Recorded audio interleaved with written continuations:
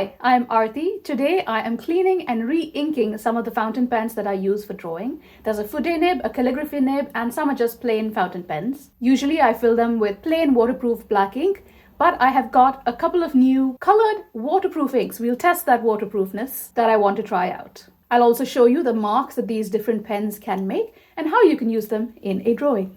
I have a selection of my fountain pens here. 3 of these I'm going to clean and not refill. 2 of them are my regular use pens, and these ones are my drawing pens that I'm going to clean and refill. So let's start over here at the left. This is a Lamy Safari. Many of you might already be familiar with this. Look how dirty it is. I have been using this, but it is a little clogged up, which is why I think I need to clean it. And I've been using my other pen more. That's why this one has got kind of clogged and a little bit dirty. It does have a converter in it. This is the Lamy Safari converter. I believe you can also get cartridges, but I really don't like using cartridges in pens. I much prefer to fill my own ink. It has a very convenient holder which clips onto any of my sketchbooks or notebooks. And I really love the bright yellow of it. Plus it has this little transparent window here, so you can see exactly how much ink is in your pen. Always very handy when you are traveling. It has never leaked on me. I've never had any issues with this pen. I have used waterproof ink in it and it's been perfectly fine, never clogged up, unless I don't use it for a month and leave the ink in it like I have done. The next 2 are both Parker pens. I have forgotten the model number of this one, but this one is, I think, a Vector. I will put them both down in the description box below, as well as links to everything here. The converter for this pen is now in my other pen, so I haven't been using this pen at all, but it does need a bit of a clean because I can see that the top is a little bit clogged up and there's some ink in the cap over there. This is a bit more of a flimsy pen. That's why I don't use it very often. It's very light. It feels very plasticky. I think part of it is plastic, whereas these ones are actual proper metal. This one in particular has a good amount of weight and heft. Again, a regular fountain pen nib. These are all medium nibs. The Lamy is a little bit more fine, but they're all medium nibs. Again, this one needs a little bit of a clean. It's almost empty with a Parker converter on it. Satisfying click there. It's really quite heavy, this pen. So those are the 3 pens that I'm going to clean and not reuse for the moment. I'm just going to put them away. These 2 are my regular use pens. This is the Parker Vector. Again, a nice hefty pen. It's metal and it has a converter in it. This is currently full of Diatramantis archive ink in black. This is my everyday use document ink that I use for writing everything. It dries fairly quickly on most paper and it is completely waterproof once dry. Love it, works great. This pen also, love it, works great. Just a regular medium nib. Very simple converter. It twists up and twists down. Every single day, this is the pen that I use on a regular basis. In addition to that, I use what you've seen before. This is the Lumos pen, which also needs a bit of a clean. In one side, I have a fine liner nib, and in the other side, I have a brush nib. There you can see how different they are, but I can use them both at the same time. Needs a little bit of a clean because I have been drawing with it and you can see like there's ink everywhere. But this is also filled with the Diatramantis document ink. Works absolutely great. I have also previously filled it with the Noodler's Black. Works well, but this one is not as quick drying as the Diatramantis is, so I prefer not to use this in the Lumos pen. Those are my 2 regular use pens, just need a bit of a clean. I think they're both fairly full, so let me put them aside over there. Now these are my drawing pens. The Hero Fude nib pen you've seen before. I've used it in multiple videos. You can see that it is a bent nib at the end, which really helps you to get thick and thin line variation while you are drawing. This one really needs a clean. In my last swatching video, I tried to test it and it didn't even work because it has totally dried up. There is still ink in it, but it has clogged up a little bit, so I'll show you how I clean this pen. The next one that I've already cleaned is a scribe pen with a Fude nib. So you can see it has a Fude nib and it has the same kind of filler that you screw up and screw down to fill ink in. The nib works very similarly to this Fude nib, but it's slightly different. I'll show you that. The third pen is a Kitazawa pen. It's for Chinese calligraphy and things like that. So it's got a flatter nib like this, which will also give you variation, but a different kind of line. This one has a slightly different filling mechanism. It has a piston fill like that, so it doesn't actually have a converter. The entire body of the pen itself is a piston filler. The fourth one is actually a platinum pen that I got from Choosing Keeping when last I went. It came with a cartridge, but as I said, I never like to use these cartridges because I can't really refill them and I don't like to keep buying them. It's now blank inside and I got myself a platinum converter for it. Look at how lovely that is. Japanese pens are really so beautifully made, aren't they? So it just fits in just like that. And now, just like the other pens, you can refill it. This is a much finer nib than any of the other pens that I have, so we'll see how this performs. Now, how does one clean a fountain pen? Here's how I do it. There are many ways to do this. Please do not take mine as gospel and find your own ways or research methods to clean fountain pens. This is the way I have been doing it for years and it has worked for me. Please don't come at me in the comments. So here is my Fude nib pen. I have here a little contraption which I got from some food packaging somewhere. So I'm just going to empty out my old ink into it. And I will use that for something somewhere. Then I just rinse off my pen in the water. And it looks dark, but it's really not. I'm gonna fill that and release it. Just do the same thing multiple times. Then I'm going to fill it with air and release it. Again with air and release it. And then fill again. Remember that the pen needs to be in the water to fill. Slightly awkward to do this while filming. So now I'm going to go change the water. Right back in a minute.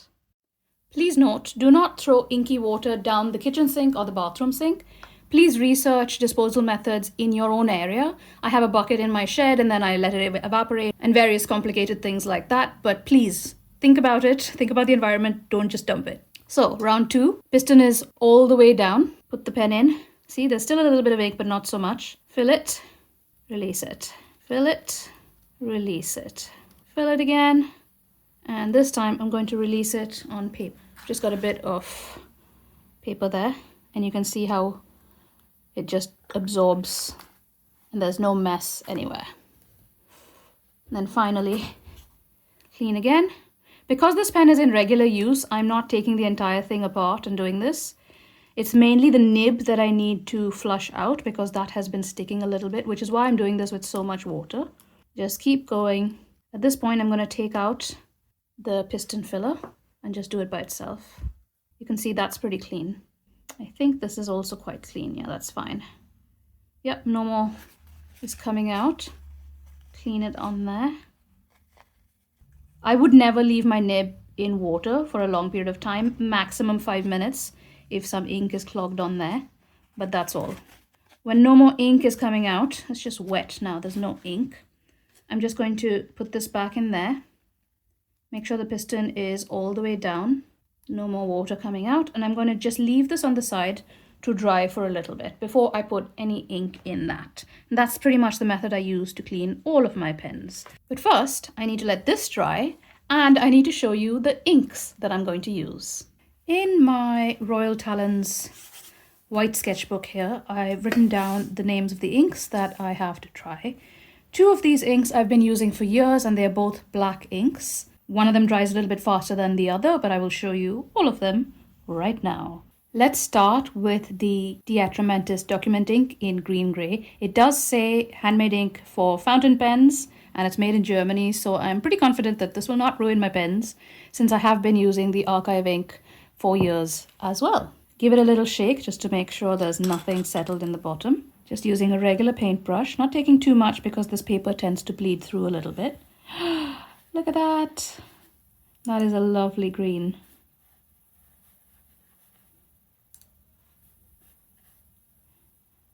I think I would probably use this as drawing ink as well.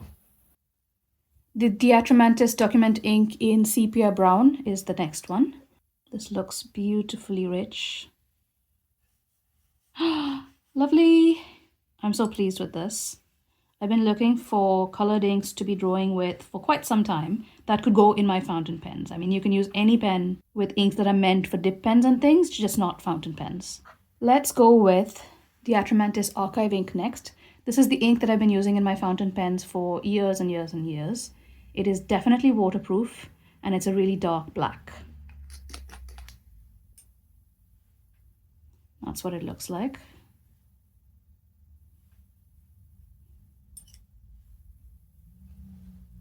The ink that I'm not super sure is waterproof is this Roro & Klingner Schreibtinte, I think that's how you say it, in color Scabiosa. I got this from Choosing Keeping and they did say I would have to test how waterproof it is, but they said it's fairly waterproof. It is a beautiful purple. Oh my goodness, look at that. I would imagine this would be a joy to write with as well in my everyday notebook. Absolutely gorgeous color. The final ink I'm going to show you today is the Noodler's ink, which also I have been using for years. This is the bulletproof black ink, I think they call it. I've had it for many years and it is still half full after all of the times that I have refilled my pens with it. It is a plain black ink. Not much different from the Diatramantis, but this takes a little longer to dry than the Diatramantis does. So that's all the inks tested and tried. I will leave these to dry for a while and then we'll test the waterproofness, but let's go fill those fountain pens. Now I've decided that my Fude ink will remain the black Diatramantis. One of the Fude pens will be in sepia brown, the other one will be in the green gray, and I'll use the Scabiosa in the really thin pen because it's a really bright purple and I don't think I want a thick line. If I use it, I will use it for details. This is the Diatramantis document ink in black. I hope you can see as I'm filling it. I do have to put this quite far down because I have used quite a lot of this ink. And I'm just turning and filling.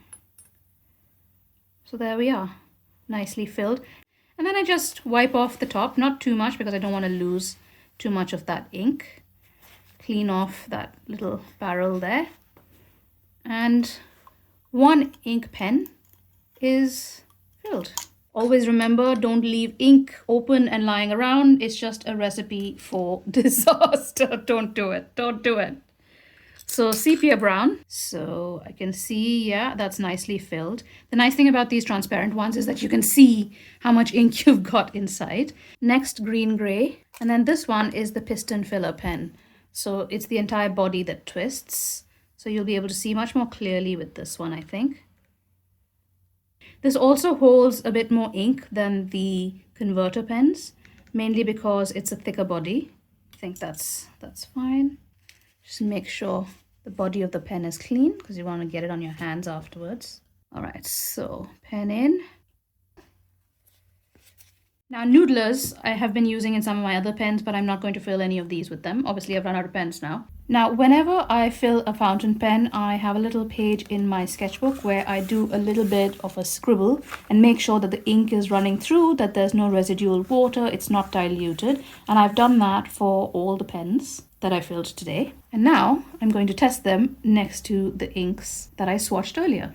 One of the things I like most about these Incursive pens is that they are transparent. So when I fill colored ink in them, I'm not sure whether you can see here that I can actually see what color ink is inside them. The thing with these ones is that you can't really see. And it's fairly weighted enough so that it gives a nice balance while you're drawing. So this is the Incursive Kitazawa calligraphy pen, and I filled it with the green-gray ink. So first of all, let's do a few lines. When you press like this, it gives you straight lines, and if you go sideways, it gives you thinner lines because that's the way the nib is made. So when you make other curved lines, it gives you a variable width, and the more you press, the thicker the line variation. That's why it's a calligraphy pen. So that is the Incursive. Kitazawa pen. The next one is the Incursive Scribe Fude pen. I will link all of these pens down in the description box below. 2 of these were from Etsy, and then 1 was from Choosing Keeping, and the last one is, I think you can get them on eBay these days. But this is a Fude nib pen. You can see that the end of it is bent, and that is what a Fude nib can give you line variation. And for this one, you can get regular lines. And then you tilt it a little bit more, you can get thicker lines, and you can get both by varying the angle at which you hold the pen. So if you hold it vertically, you get thinner lines. You can also use it upside down to get way thinner lines. And this is one of my preferred pens for drawing with. Incursive Scribe Fude pen. The smoother the paper, the less scratchy. The thicker the paper, it gets slightly scratchier, and you may lose some definition of ink. Love that satisfying click. This one is a screw top, and I always forget and try to click it in because all of my other pens are click tops. I filled the Scaviosa in the Platinum pen from Choosing Keeping. This has a much finer nib than any of the other pens that I have, and I love how beautiful the converter is. And again, you can see here that there's purple ink in it. I'm also glad this pen looks a little bit different from my other one, so I can actually distinguish which one has purple in it. And I am most likely to use this for drawing, but also in my notebook for everyday writing along with my Parker pens, just to distinguish with them. So this is a very, very fine nib. Let me move that a bit closer. It's a little bit scratchy. It is a new pen, so it will wear down as I use it, but really nice for cross-hatching, see? And the lighter pressure, the thinner the line. That is absolutely beautiful. Pressing on it doesn't really give you a much thicker line. It might give you a little bit more ink, but that is the Platinum fountain pen from Choosing Keeping. Lastly, this is my beloved Hero 9018. You can see it's emblazoned over there. Fude fountain pen. This is the heaviest of all my pens. It's beautifully weighted, and you can see the angle of the Fude nib there. It's beautifully weighted in your hand, and then if you pop the cover on the other side, it gives it even more heft. It's really useful when drawing because it just balances your hand really beautifully. If you have a small hand like mine, it's easier to use it without the cap on the back. But if you have a bigger hand, it just gives you a slightly longer pen. And if you want to use it at a distance like this to doodle, that's also very handy. It gives you a bit more freedom and makes your lines a bit looser. But like this Fude pen, again, you can get a regular line at an angle. You can get a thinner line. You can work on it upside down. This particular pen doesn't work as well upside down. You can see there are a few gaps in the ink, but you can also fill large areas. You can do hatching, just as I showed you with the Platinum pen. A very, very versatile pen, this one. And that is the Hero 9018 Fude nib. I have not filled any pens currently with the Noodler's ink, but it's very similar to that. This is, I would say, my top favorite pen for drawing, but I can see that this one filled with the sepia ink might be a close second. I've now left this for about, let's say, 45 minutes to half an hour, and all of these are pretty dry. I'm now going to test how waterproof they are. So a fair bit of water on my paintbrush. Let's start on this side with the Diatramentis. Please note that the grey here is just the page being wet. That's how the Royal Talents paper, white paper, reacts to being wet. It turns grey. It's not actually any of the ink coming off. It will dry back to white. No ink coming off. That is pretty darn waterproof to me. It's the same with the sepia. This is not going anywhere. The Diatramentis, I know that it's waterproof. I know that I can paint over it and it's absolutely fine. And the same thing with the Noodler's Black. Add loads of water on top and it will not move anywhere. The Scabiosa, though, is only partially waterproof, I believe, because, yes, it is coming off a little bit. See, it's kind of purpley. It does re-wet. Less so with the fountain pen here, I guess because there's less ink as well. But you can see it's fading. So yeah, I probably wouldn't use this when I needed to use water as well. I would just use it on its own. But as for the rest of the inks, completely waterproof. Yeah, that's just the paper going grey. None of the ink has actually spread. So yeah, pretty waterproof for the green and the sepia. The blacks I already knew there were, but the Scabiosa is not fully waterproof. So I would be wary of using it if I'm going to use liquid mediums along with it. But dry mediums like pencils and stuff would be absolutely great.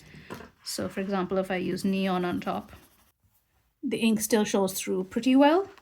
And the same with any of the others also. So yeah, I'm pretty pleased with those, and I'm going to use them over the next coming weeks and months and years, and hopefully I'll do another video at some point drawing with these inks. And I may also mix a little bit of black with them or mix a little bit of sepia with the green to make slightly different colors, and I will definitely film that when that happens. Now let me show you what this Fude pen can do. I haven't filled these for a while, so I don't think I have any drawings with these two pens, but they're very similar to this in any case. The other day I went with my friend Harinder to the Museum of the Home, and while I was getting there on the tube, I did these drawings with my Hero Fude nib pen. They're just really quick drawings that I did on the tube. You can see that there isn't much detail. I didn't get any of their faces. I was just looking for the pose. A lot of them just have cell phones. I mean, everybody is literally on their phone all the time these days, and there was me with my headphones in just drawing. But yeah, I got these figures and I feel like it's an easy thing to do on the tube. You don't need too much support under your book on your lap, and there's plenty of people coming and going constantly, so it's a really nice way to get a variety of figures, mostly sitting on this one. But on the next page I did manage to get a few people standing up as the train got a little bit more busy and there was only standing room for some people. I tried to get the pram, but I wasn't able to finish the drawing because somebody came. I think this person came and stood in the middle, but then I got them twice. So, I mean, it all works out in the end. I may at some point come back in and color some of these or put color around them just to finish the sketchbook page, make it a little bit more interesting. I like to have my sketchbook pages a bit more full. But anyway, that's probably another video. Then when we were in the Museum of the Home, we sketched just the objects that we found interesting. All of these are done with the Hero Fude nib pen. You can see the difference in line variation that I can get. And I colored some in with colored pencil and then some Derwent Inktense Chinese ink as well with a water brush afterwards. And again, just getting the general impression of things. And it's really nice to get the variation of line. It gives you a very distinct drawing style as well. And you don't have to worry too much about pressure. You can just angle the pen and use it the way you like. Top angle like this for thinner lines, bottom angle like this for slightly thicker lines. You can just experiment with the pen and see how it works. This page was a combination of both the Lumos and the Hero Fude nib pen. It's one of those things that's really easy to take along with you when you just have a notebook and a pen. You don't need any other paraphernalia. You can literally just use these two, and as I demonstrated on these pages, you can get quite an interesting sketchbook page and use it for quite a long period of time just by itself. You don't necessarily need all the other colors and accoutrements and everything. I am just going to draw my dog, who is still sleeping over there. You might have seen him in the background in the intro section of this video when my face was in the way and he was off in the background. Let's start with the Hero 9018 Fude nib pen. As I said, the angle at which you hold it will give you a thicker or a thinner line. So I'm literally just drawing my dog from there. He is fast asleep. As I'm drawing, just observe the way that I'm holding the pen. I'm not drawing every single line, it's not a continuous line, and I'm literally just drawing the impression of what he looks like. And as I get towards the back, I'm using a thinner line because that's further in the background. I want it to recede. And as I come forward, I'm just using a slightly thicker line. There's also line variation naturally occurring as I draw. I'm just going to give it a few more details here and there. Some thicker, some thinner. And there you go. It just gives you a very dynamic looking drawing as opposed to just using the same thickness throughout. So what would happen if I did use the same thickness throughout? I'm just going to try and keep the angle the same. You will get some variation because as I move the pen around, the nib itself gives you some amount of variation. Oh, he's opened his eyes. Oh well, that's fine. See, some of the ink sometimes spreads and splits and so on, but that's the nature of this pen and of most fountain pens anyway. But here, I'm trying not to give it the variation. Can you see that this is a much flatter drawing than the one that has the line variation with me varying the angle of the pen? Now, let's try doing that with the sepia ink. Again, this is the Fude nib, but the scribe pen. Much lighter than the hero pen. Of course, if I put the lid on, it gives me a bit more heft, but I prefer it because my hand is a bit smaller. I prefer it without. So let's just draw my dog again. You can see it gives you a much lighter drawing with the lighter ink. And because this is not as thick a nib, or as deep an angle, I should say, as the hero pen, it gives you a different feel to it. But I love how the sepia ink works. I guess you could also combine both the sepia ink and the black ink. So let me leave a few areas that are undrawn on. And come back with the black pen in combination.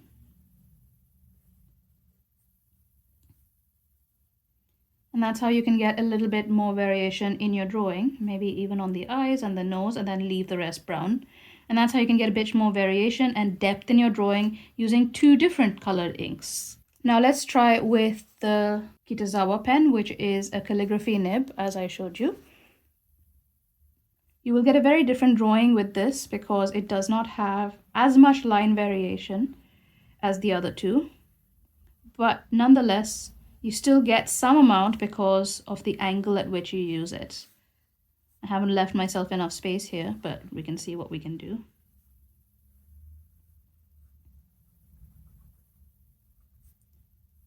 There we go. Again, with this, you can probably use the pens in combination.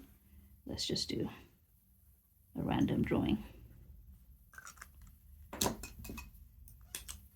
Use the black on the eyes and the nose. Oops.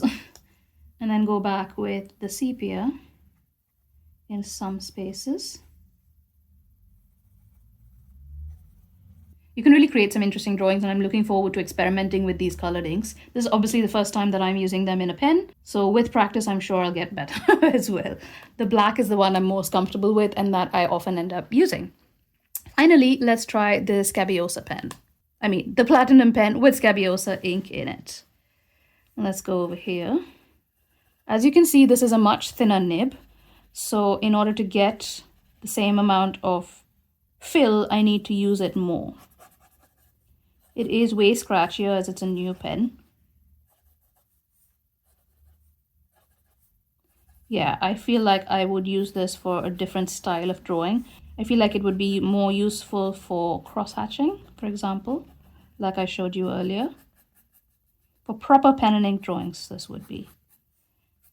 So it gives you a great shadow feel as well. And it's a lovely color for shadows as well, a nice cool color. So for example, if I was to pop a shadow for this fella, maybe do some lines over there. And it goes so nicely with the black as well, doesn't it? And then cross-hatch to get some variation and detail. Conveniently on a central page, so it makes it much easier. Yeah, look at that. I love that. It's really lovely to write with. So that's how I draw with fountain pens and waterproof ink. On top of these now, you can probably add a little bit of color. Here's that neon pencil that I've been using in my sketches. And perhaps I could pop in a little collar, like so. Add a little ball there. Make your ink drawings a little bit more interesting. And then, actually, let's see if this ink works on top of the pencil. Then there is the Inktense pencils. They are really nice to use with waterproof ink because you can create some amount of watercolor style illustration without actually having to take watercolors with you. I'm just going to pop a little bit of, it's the color Mango. It's more Alfonso Mango colored. If it was Safeda or Banganafali, it probably would be a bit lighter yellow. But then that's my Indian geekiness about mangoes talking. So let's pop that color there. I'm going to take a water brush, make sure there's no color on it, and just blend it. Make it a bit tidier here than I normally would. After you wet it, it tends to be waterproof as well. So you could go over this with more pen and create more illustrations. The last one is one of my favorite Inktense pencils, which is Chinese ink, which works absolutely beautifully with pen drawings like this. So let's use this on this fella here. So I want a little bit of shadow back here. So I'm just going to pop some pencil there. Then I want a little bit of shadow under here. And then next to his face here, I want a little bit of depth. I'm just adding some pencil. Again, here where there should be a shadow behind his tail and a little bit underneath. Just like that. Now, when you're in situ drawing, you could just do this. You don't have to carry a water brush with you. Places like the National Gallery, for example, don't allow water-based things indoors. So you have to like fill your water brush once you've gone inside, but they don't allow you to bring water in. So it's, well, debatable what you can really do there. So you could actually just put in the Derwent Inktense pencil when you want. And then when you come home, you can use your water brush to give you that depth that you wanted while you were out. And then I sometimes use it this way. I'm just trying to keep it straight for you. I would turn the book around. Trying to get the blend, the color to blend out towards the end of the brush pen. And there we go. Just pop some more water out. And I sometimes use my finger to smudge. Just wetting and smudging.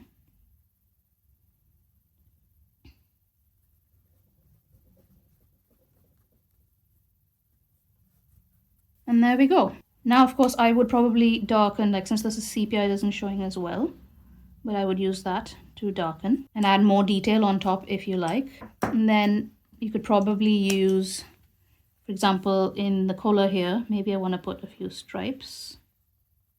I'm using the Scabiosa again. You can add more detail on top. I mean, there's so many things that you can do with fountain pens, a little bit of color, lots and lots of options. I hope you enjoyed looking through all of my favorite fountain pens for drawing and, of course, the new inks that I have happily experimented with and will continue to look through. Please let me know if you enjoy using Fude pens or have experimented with them down in the comments below. Watch this video next for more inspiration and I will see you in my next one. Bye!